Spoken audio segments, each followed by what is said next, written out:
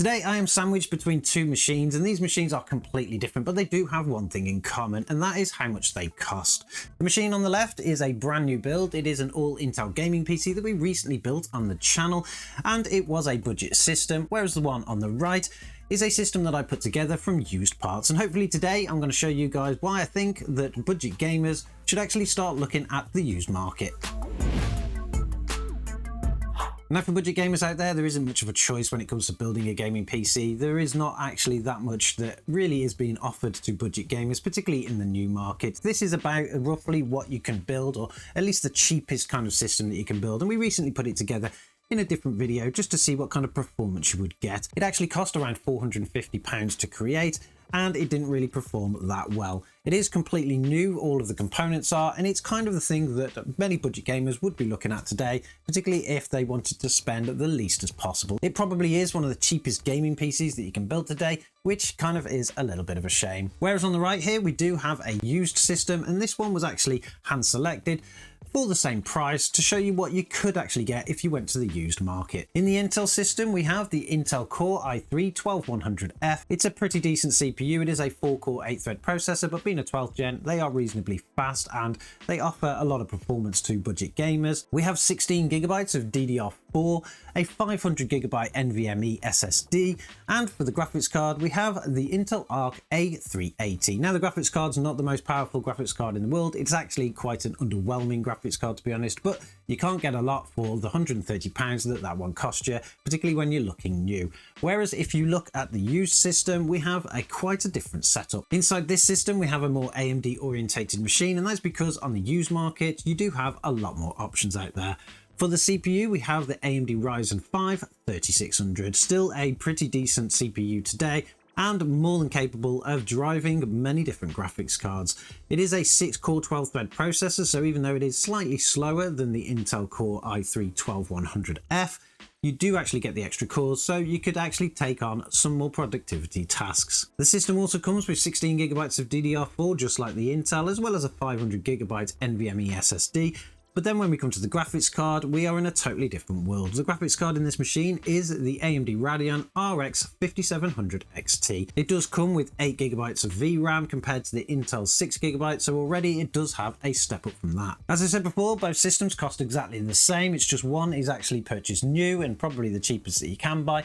Whereas the system that we bought from the used market, we could actually get away with balancing things better. Going slightly slower and cheaper on the CPU, we could actually direct more funds into the graphics card, which is exactly what you need if you are PC gaming.